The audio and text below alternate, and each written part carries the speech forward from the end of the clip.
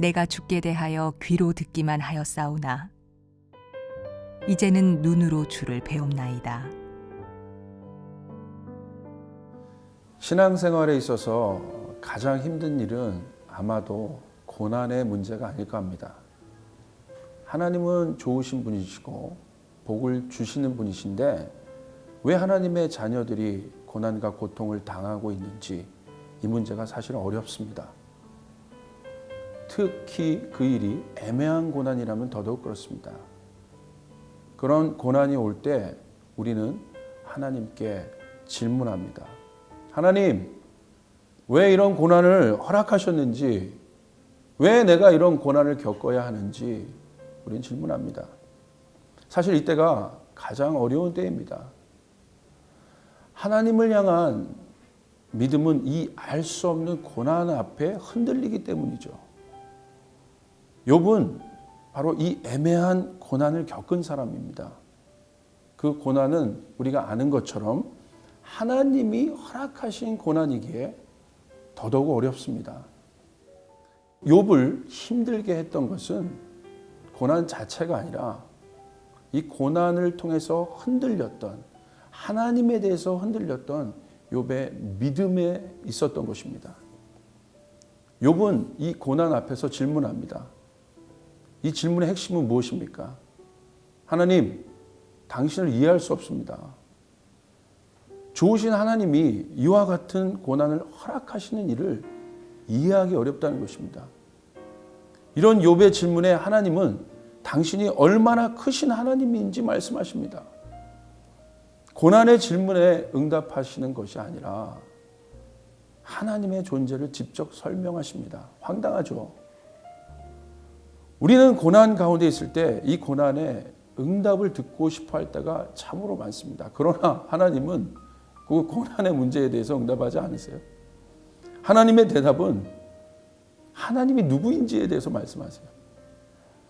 하나님은 너희는 내가 누군지 아니? 만약 안다면 너희는 나를 신뢰하니? 나는 너희 아버지야. 아버지가 내 자녀에게 나쁜 것을 주겠니? 아버지로서 나를 신뢰하니? 라고 우리에게 말씀하십니다. 결국 욥은 욥기 42장 5절을 고백합니다. 내가 주께 대하여 귀로 듣기만 하였사오나 이제 눈으로 주를 봅니다. 얼마나 놀라운 순간입니까? 바로 이 장면이 욥기의 하이라이트입니다. 욥은 이 고난을 통하여 하나님을 더욱 신뢰하게 되었습니다. 하나님이 누군지 확실히 알게 되었습니다.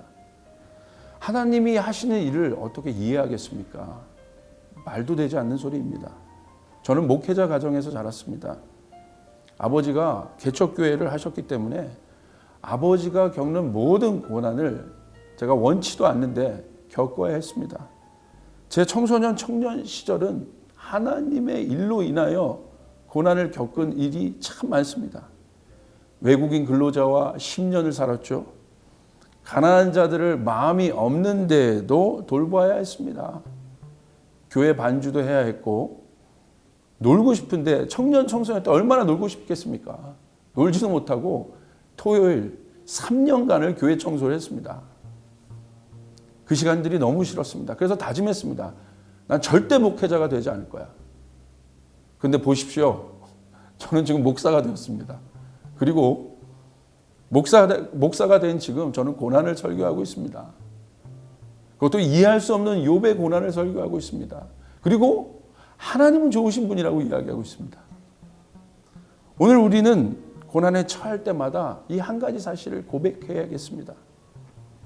바실리아 슐링크는 이렇게 말씀했습니다. 주님, 당신을 이해할 수 없으나 당신을 신뢰합니다. 이 고백은 예수님의 고백과도 같고요. 오늘 우리의 고백이 되어야 합니다. 십자가 사건을 어떻게 이해하겠습니까? 그러나 예수님은 아버지를 신뢰함으로 그 고난을 이기셨습니다. 고난에 처했을 때마다 여러분 이 음성을 한번 반복해 보세요. 아버지, 당신을 이해할 수 없으나 당신을 신뢰합니다. 그러면 여러분 아버지가 보이실 겁니다. 믿음이 생기며 결국 승리하실 것입니다. 아버지, 당신을 이해할 수 없으나 당신을 신뢰합니다.